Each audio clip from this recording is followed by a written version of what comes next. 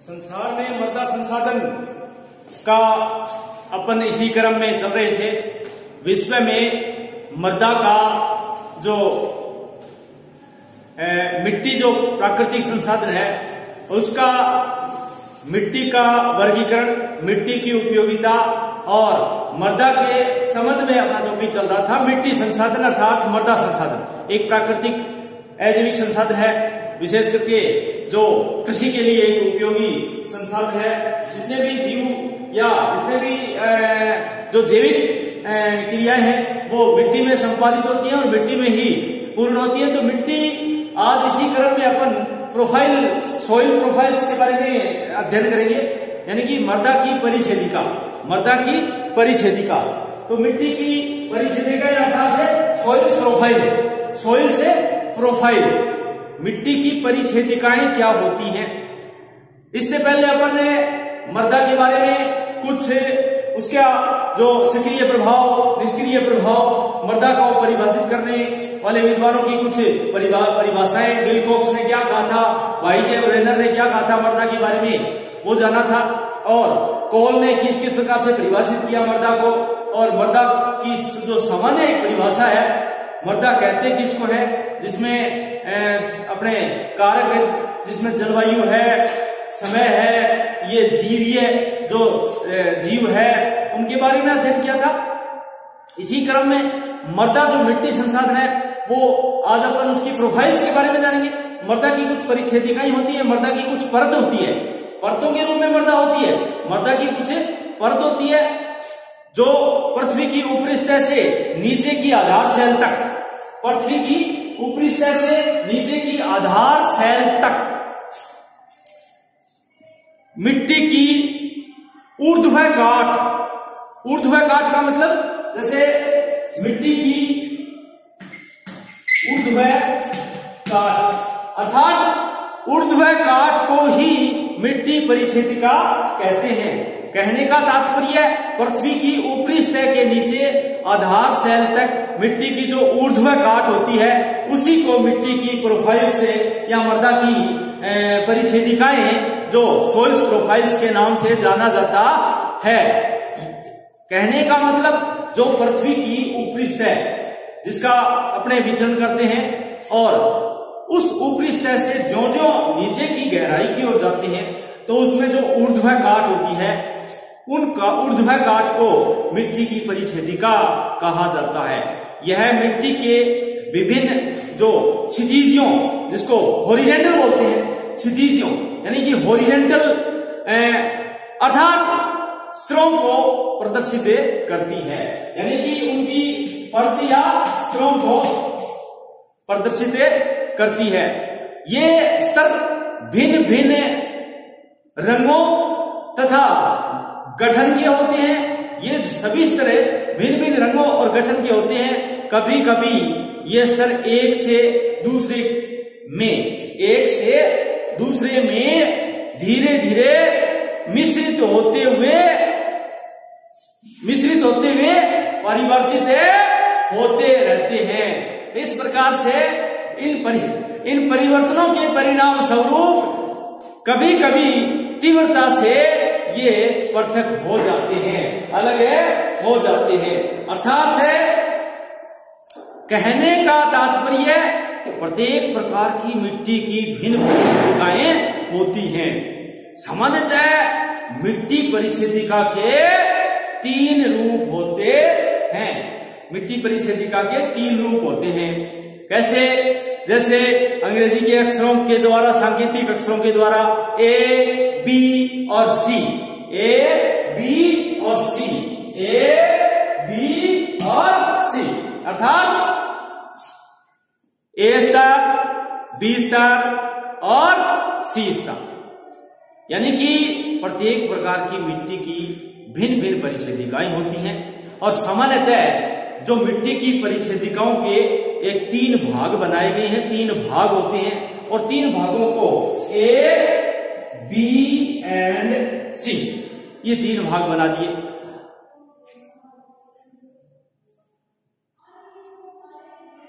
ये तीनों स्तर या ये तीनों जो भाग हैं ये वास्तविक जो मर्दा है उनमें अलग अलग विशेषताओं के रूप में प्रकट किए जाते हैं।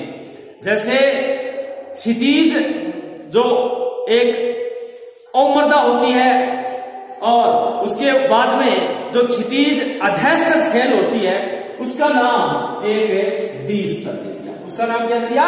डी स्तर। कहने का मतलब वास्तविक मर्दा में ए क्षितिज को अपक्षालन, कहने का मतलब है कि जो अवक्षालन की क्रिया होती है वो ए स्तर को देती है। ऊपर की परत होती है ए स्तर, अवक्षालन, इसको बोलते हैं जोन ऑफ है, जो इवोल्यूटिव जोन बोलते हैं इसको। तथा बी क्षितिज जो एक सम क्षेत्र होता है जिसको बोलते हैं अपने समरेखा, जिसको वो होता है बी। और ए स्तर में ऊपरी भाग गहरे रंग का, ए स्तर में ऊपरी भाग गहरे रंग का। कहने का मतलब है कि ये तो ए स्तर हो गया और इसका जो ऊपरी भाग है वो गहरे रंग का। और जितने भी ये पेड़ पौधे उगते हैं इनकी जड़ें होती हैं वो इनमें होती हैं। जितने भी पेड़ पौधे ये इन्हीं में होते हैं।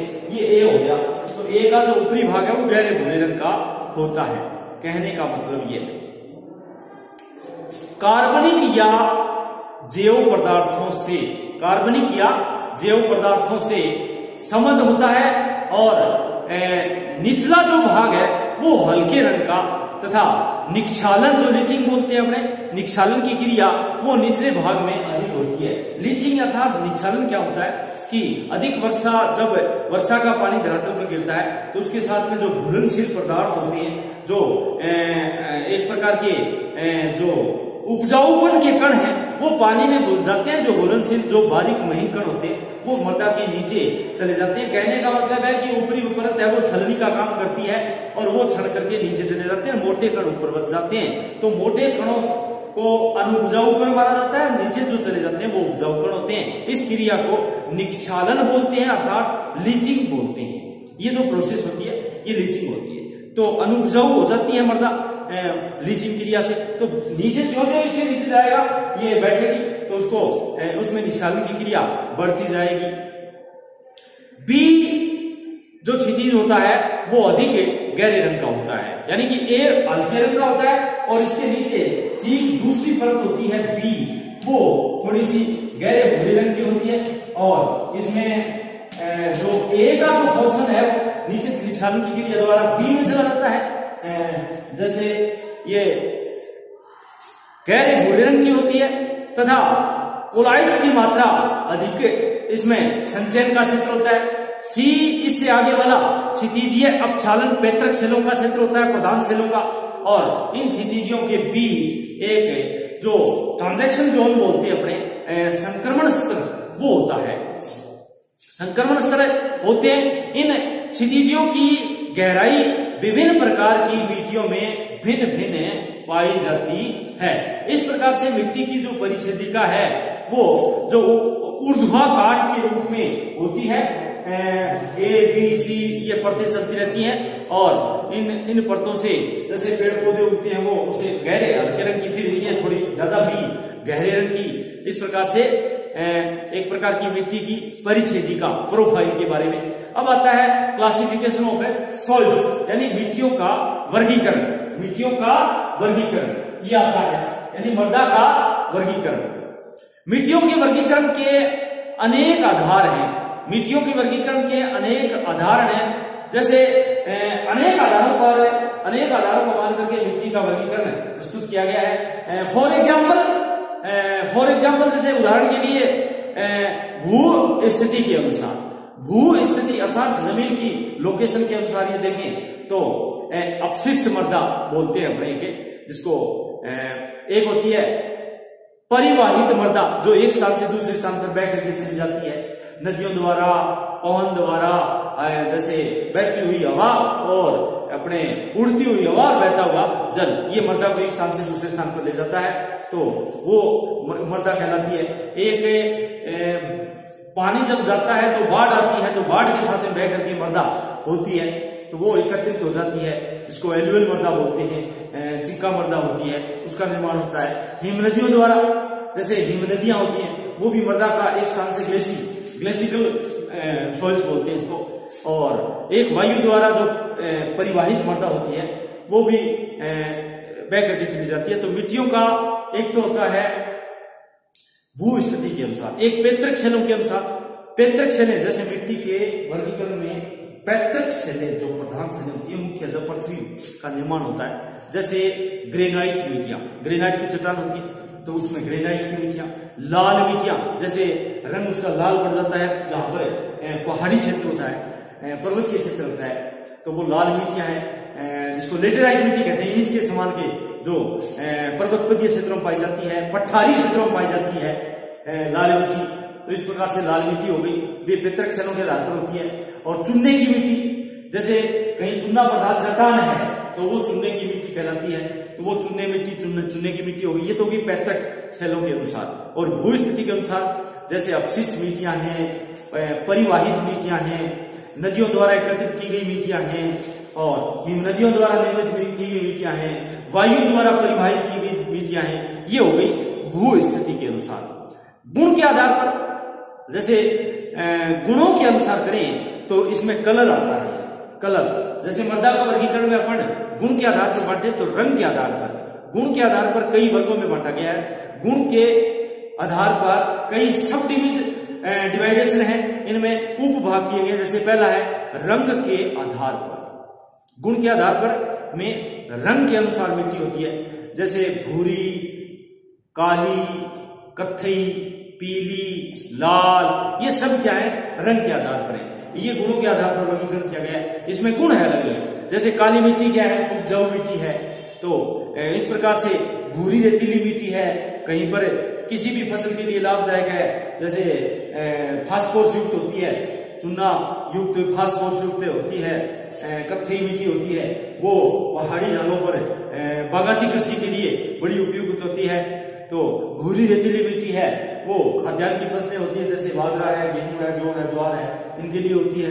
और काली मिट्टी कपास के लिए उत्पादन के लिए होती है। तो अलग अलग इसमें रंगों के आधार पर, इसमें गुणों के आधार पर। फिर है कणों के आधार पर, जो कण है मृदा के कण, जैसे बलुई मिट्टी, बालू जिसको बोलते रेतीली मिट्टी, दोमट और चिक्का, ये कणों के आधार पर है, यानी अलग अलग कणों के आधार पर मृदा का वर्गीकरण किया गया है। फिर अम्लीय, जैसे अम्लीय मिट्टी है ना, वो भी अपने अपने कणों के आधार पर वर्गीकरण किया गया है। जैसे कणों के अनुसार यदि मिट्टी का वर्गीकरण करें तो उसमें बलुई है, दोमट है, अपने सिल्ट है, और चिक्का है, और एसिड बोलते हैं जिसको अम्लीय है, क्षारीय है। अम्लीय और क्षारीय ये दो भाग साथ साथ चलते हैं। जहां पर क्षारीयता की मात्रा अधिक होती है वो क्षारीय हो गया, और जहां अम्लीय वर्षा के साथ साथ में अम्लीयता ज्यादा बढ़ जाती है, पीएच मान से या तो ऊंचा या नीचा, जो सामान्यतः पीएच मान होता है मृदा का 6-7, और उससे या तो नीचा या ऊंचा, तो अम्लीय और क्षारीयता। और जिसको क्षारीय मृदा कहते हैं, क्षारीय मिट्टी कहते हैं। एक होता है वातावरण के अनुसार, क्लाइमेट के अनुसार, इसी में गुण के आधार पर चल रहे हैं अपने वातावरण के अनुसार। जैसे पर्वतीय, ये इन्वायरमेंट के अनुसार होता है। मैदानी, मरुस्थलीय, यानी धरातल का जो उपजाऊ होता है, धरातल की जो बनावट होती है, फिजिकल जो स्ट्रक्चर होता है, उनके अनुसार जो मिट्टी का वर्गीकरण है उसमें उसको वातावरण के अनुसार एक डिवाइडेशन कर दिया। अब वातावरण में जैसे पर्वतीय है, मैदानी है, मरुस्थलीय है, समुद्र तटीय है, ये सभी मिट्टियां किसमें जाएंगी, अपने वातावरण के अनुसार वर्गीकरण में जाएगी। इसमें स्ट्रक्चर आ गया, फिजिकल स्ट्रक्चर में आ गई। पर्वतीय मृदा अलग होती है। मैदानी क्षेत्रों में हर वर्ष नदियों द्वारा काम मिट्टी का जमाव होता रहता है, उपजाऊ मिट्टी होती है, चिक्का मिट्टी होती है। पर्वतीय मृदा लाल रंग की, पथरीली और अपने कठोर मृदा होती है, जबकि इसमें पर्वतीय मृदा में कण मोटे होते हैं, और इसमें जो मैदानी क्षेत्रों में होती है उन क्षेत्रों में चिक्का मिट्टी है, उनके कण महीन होते हैं, बारीक होते हैं। लोइस का मैदान है चीन में बहुत बड़ा, तो वो बारीक कण महीन से। मरुस्थलीय मृदा है, उसमें पानी सोखने की क्षमता ज्यादा होती है, ज्यादा पानी की आवश्यकता होती है, और कण बड़े होते हैं। मरुस्थलीय में भी जैसे अर्ध मरुस्थलीय है, रेतीली मरुस्थलीय है, कण थोड़े बड़े होते हैं। और मरुस्थलीय मृदा में रेत, जिसमें अपने सैंडस्टोन बोलते हैं, तो इसमें भी कई भाग हैं। और एक होती है समुद्र तटीय, जो समुद्र की लहरें चलती हैं और तटों के सहारे जो मृदा होती है उसमें बलुई मृदा तो होती है, उसमें विशेष करके जो अपने बलुई एक विशेष प्रकार की जो मृदा होती है वो तटीय मृदा में पाई जाती है। अब मिट्टी चक्र की अवस्था के अनुसार जो मिट्टी जो चक्र की अवस्था के अनुसार ये भी एक वर्गीकरण है। जैसे अपने मिट्टियों का वर्गीकरण में the classification of the soils इसमें पढ़ा था कई आधार, जैसे पैतृक शैलों के अनुसार पहला, भू स्थिति के अनुसार दूसरा और गुणों के अनुसार तीसरा। इसी क्रम में चौथा आता है अगला मिट्टी चक्र की अवस्था के अनुसार, यानी जो मृदा का चक्रीकरण होता रहता है। जो जैसे एक तो होती है पुरातन काम मृदा और एक होती है नवीन काम मृदा, अर्थात बांगर और खादर नाम आता है, बांगर और एक खादर। अब ये दो भाग हैं, जैसे गंगा के जो अपने हिमालय क्षेत्र से शिवालिक श्रेणियों से जो नदियां भूमिगत होती हैं जिसमें तराई और भाबर, ये दो क्षेत्र तो अलग है। तराई और भाबर के बाद में जस्ट आता है खादर और बांगर। अब खादर बांगर में ये बारीकी से आता है कि बांगर तो वो क्षेत्र है जहां पर पहले बाढ़ आया किया करती थी, वो क्षेत्र हो गया, पानी आना, पानी ऊपर चढ़ना बंद हो गया और काम मृदा का नवीन काम मृदा का जमाव बंद हो गया। और एक होता है खादर, इसके विपरीत जो प्रतिवर्ष बाढ़ आती रहती है और नवीन काम मृदा का जमाव होता रहता है और उसको बोलते हैं खादर। तो इस प्रकार से इस मिट्टी का नाम हो गया नई मिट्टियां, मिट्टी चक्र की अवस्था के अनुसार नई मिट्टियां, जिसको अपने यंग सोइल्स बोल सकते हैं, यंग सोइल्स यानी नवीन काम मृदा। और एक होती है जैसे नवीन काम मृदा, तो खादर का उदाहरण ले लो कि उसमें वो यंग सोइल्स होती है, नवीन काम मृदा का जमाव होता रहता है बाढ़ क्षेत्रों में, विशेष करके जहां जिस नदियों में बाढ़ आती है, कोसी है बिहार में, कोसी है अपने इसमें दामोदर है, ये नदियों भारत में उदाहरण ले तो बहुत दुनिया में जैसे बाढ़ आने वाले जो क्षेत्र है, यांगटी सिकियांग है, हंगो है चाइना में, इन नदियों में प्रतिवर्ष बाढ़ आती है। तो बाढ़ वाले क्षेत्रों में क्या है कि नवीन काम मृदा का जमाव रहता है, जिसकी नवीन मिट्टियां यंग मृदा बोलते हैं इसको। एक वो जो वही बात है जो बांगर वाला क्षेत्र है उसमें उसको परिपक्व मृदा भी कहते हैं, मेच्योर हो जाती है वो मृदा, उसको क्या कहते हैं मेच्योर सोइल्स। और एक बूढ़ी हो जाती है मृदा जिसको वर्ध मृदा भी कहते हैं, क्योंकि जमते नीचे गिर जाती है और वो अपना उपजाऊ पर भी खो देती है उसमें, क्योंकि उसमें नवीन काम मृदा का जमाव होता नहीं है और वो अपनी उपजाऊपन का वो खत्म हो जाते हैं, तो उनको क्या है वर्ध काम मृदा की श्रेणी में रखा गया है। तो इस प्रकार से मिट्टी चक्र की अवस्था के अनुसार सबसे जैसे मानव की अवस्था होती है पूर्व शस्यावस्था, शिष्यावस्था, बाल्यावस्था, तो इसी प्रकार से मृदा के भी चक्कर होते हैं कि सबसे पहले नवीन काम मृदा का जमाव होता है जिसको नई मिट्टी कहते हैं, फिर वो परिपक्व हो जाती है तो उसका मेच्योर सोइल्स के नाम से जाना जाता है और वो फिर बूढ़ी हो जाती है, तो बूढ़ी होने के बाद में वर्ध मृदा कहलाता है। इस प्रकार से मिट्टी चक्र की अवस्था में इस प्रकार से चार आधार मान करके मिट्टियों का वर्गीकरण प्रस्तुत किया गया है। मिट्टियों के वर्गीकरण को पैतृक शैलों के आधार पर और भू स्थिति के अनुसार और गुणों के अनुसार और मिट्टी के चक्र की अवस्था के अनुसार। अब इसी क्रम में जैसे अपने पेडाल शब्द आता है, पेडाल शब्द है ना, वो जैसे PEDALFER, ये शब्द एक वैसे नाम से विदित है। जैसे इसमें क्या होता है एल्यूमिनियम और फेरियम यानी कि लोहे की मात्रा, एल्यूमिनियम और लोहे की, पेड मीन्स क्या होता है मर्दा होता है, ये एक लेटिन भाषा का शब्द है पेड मीन्स क्या होता है मर्दा होता है। तो पेड़ शब्द पहले लग गया और आफर शब्द बाद में लग गया। अब ये बड़ा ये वैज्ञानिक शब्द आ गया। अमेरिका में सबसे पहले मिट्टी का वर्गीकरण किया गया था। अमेरिका में सबसे पहले संयुक्त राज्य अमेरिका में एक मार्बट नाम का विद्वान था, मार्बट, थोड़ा ध्यान देते मार्बट ने सबसे पहले देश की मृदा को वर्गीकरण किया था। मार्बट संयुक्त राज्य अमेरिका में वो मिट्टी विशेषज्ञ था। इन्होंने क्या है कि पेडाल ये शब्द कुछ दिए थे। तो पेडाल पर क्या है, पेडाल पर एल्यूमिनियम तथा लोहे का एक जैसे पेड मीन्स क्या होता है, पेड मीन्स होता है मर्दा, पेड, ये ऐसे शब्द बनाए देखो PED plus AL plus FER, कहने का मतलब पेड मीन्स मर्दा, AL मीन्स ये प्रतीक है, एल्यूमिनियम है और FE ये लोहे का प्रतीक है। फेरियम होता है ना, फेरियम, तो लोहे की मात्रा इसमें ज्यादा होती है। तो पेडाल्फर यानी कि जिस मृदा में लोहे की मात्रा एल्यूमिनियम और लोहे की प्रधानता है उसका नाम क्या रख दिया? पेडाल्फर मृदा। कहने का मतलब है कि मिट्टी चक्र की अवस्था के अनुसार अपन ने जो 3 मिट्टियां पढ़ी थी, नई मिट्टियां, परिपक्व मिट्टियां तथा वर्ध मिट्टियां, तो इन 3 में परिपक्व मिट्टियों के 2 प्रमुख वर्ग हैं। परिपक्व जो मिट्टी है, जो अपनी मैच्योर सॉइल्स बोलते हैं इसको, मैच्योर सॉइल्स में 2 वर्ग हैं, एक तो पेडाल्फर है और एक पेडोकल है। पेडोकल पेडोकल पेडोकल पेडोकल यानी कि पेडोकल, ये 2 वर्ग हैं। ये है किसमें? ये परिपक्व मृदा में। परिपक्व मृदा में 2 मुख्य रूप से आधार होते हैं, जिसमें एक तो हो गया पेडाल्फर और एक पेडोकल।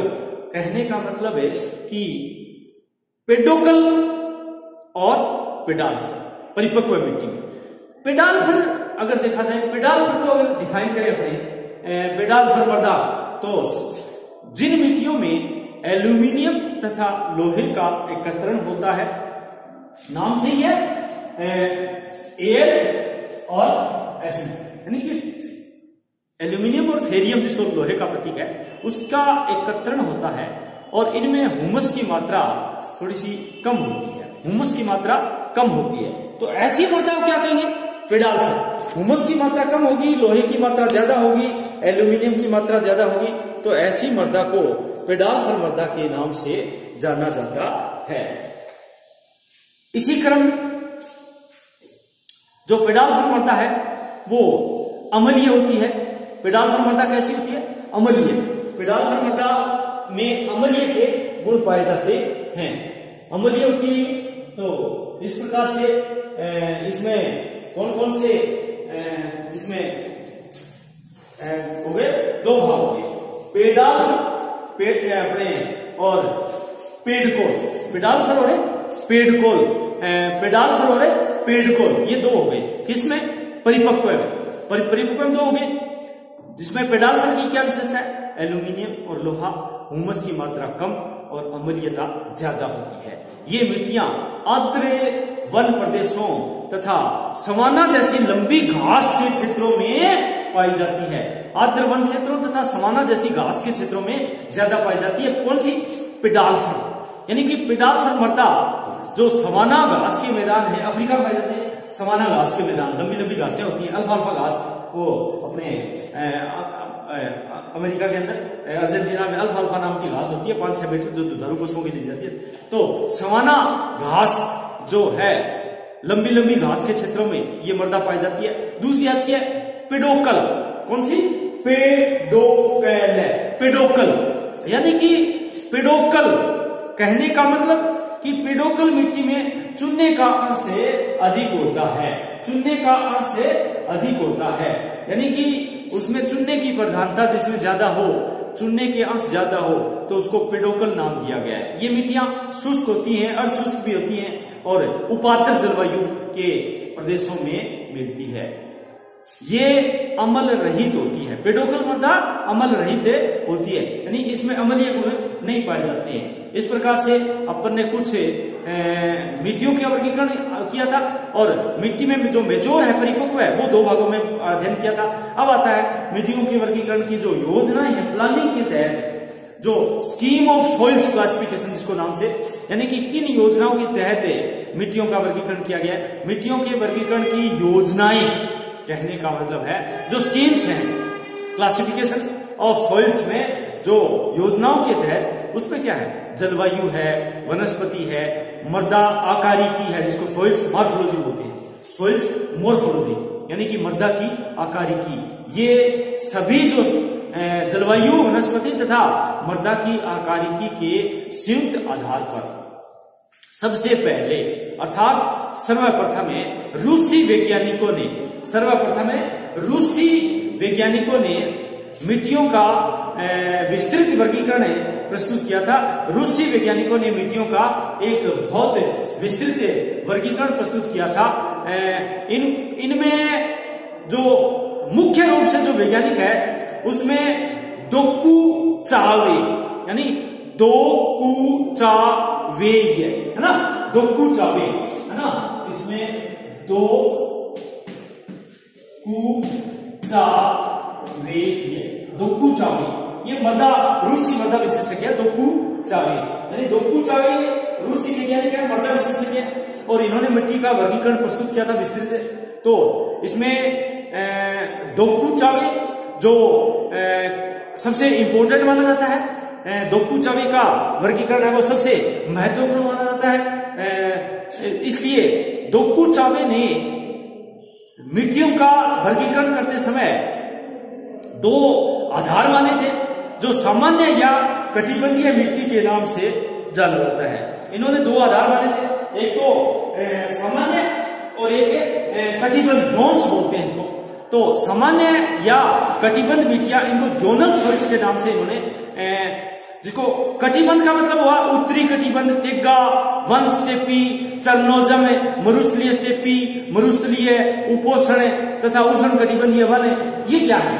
ये सब कटिबंध है, जोन्स है, ये सारे जोन्स हैं। और इसके आगे जैसे उत्तरी इन्होंने क्या है कि जो अपने बोरवेल बोलते हैं, बोरवेल प्रकार के वन, तो उनको बोरवेल को इन्होंने क्या कहा, बोरियल जो वन होते हैं, बोरियल जो क्षेत्र माना जाता था उसको उन्होंने उत्तरी कटिबंध में रखा था। उत्तरी कटिबंध में मिट्टी जैसे अपने टुंड्रा शब्द लेते हैं, टुंड्रा और टेगा जो जमे हुए महाद्वीप है जिसको हिमाच्छादित क्षेत्र बोलते हैं, उनमें क्या है कि टुंड्रा प्रकार की मिट्टी अर्थात गहरी कत्थई मिट्टी, गहरी कत्थई, एक तो हो गया टुंड्रा, और दूसरा इन्होंने जो कटिबंध माना था वो माना था टेगा। किन्होंने माना था? ये dokuchawe जो रूसी मिट्टी विशेषज्ञ है, dokuchawe, इन्होंने वर्गीकरण प्रस्तुत किया था मिट्टी का संसार में सबसे पहले।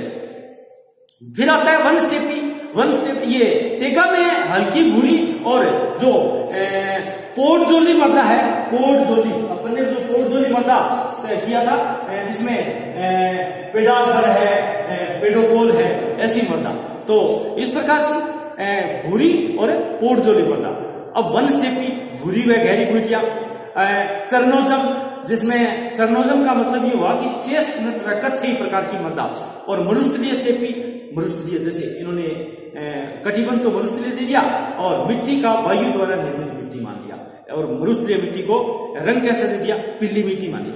और एक आता है उपोष्ण तथा उष्ण कटिबंधीय जिसमें लेटेराइट व लाल मिट्टी का रंग दे दिया, मिट्टी का प्रकार इन्होंने लेटेराइट और लाल मिट्टी का। इस प्रकार से कुल मिलाकर के मिट्टियों के वर्गीकरण की जो योजनाएं हैं उनमें सबसे पहले रूसी वैज्ञानिकों ने वर्गीकरण किया, और रूसी वैज्ञानिकों में भी dokuchawe का वर्गीकरण सबसे प्रसिद्ध है, सबसे महत्वपूर्ण माना जाता है। और इसके बाद में अपने देखें तो संयुक्त राज्य अमेरिका के वैज्ञानिक जो मार्बट ने एक वर्गीकरण प्रस्तुत किया, और मार्बट की मान्यता जो है वो मिट्टी की गतिशीलता जो प्राकृतिक प्रक्रमों है उसको आधार मान करके एक मार्बट ने वर्गीकरण किया था कि मिट्टी एक स्थान से दूसरे स्थान पर चली जाती है, उसको आधार मान करके। तो कुल मिलाकर के मिट्टियों का जो वर्गीकरण है वो अगले अपने पार्ट में करेंगे, क्योंकि इस पार्ट में अपन ने मिट्टी की परिच्छेदिका और मिट्टियों का जो योजनाओं के तहत किया था। इस प्रकार से कुल मिलाकर के जो मिट्टी की परिच्छेदिका है और मिट्टियों की वर्गीकरण की जो योजनाएं हैं उनमें सारी जो आती हैं, जिसमें असामान्य मिट्टी है और सामान्य मिट्टी है, संक्रमणीय मिट्टी है। तो इस प्रकार से सामान्य, असामान्य और संक्रमणीय मिट्टी ही इसको जाना जाता है। अगले वीडियो में अपने मिट्टियों का जो वर्गीकरण है वो जारी रखेंगे। धन्यवाद।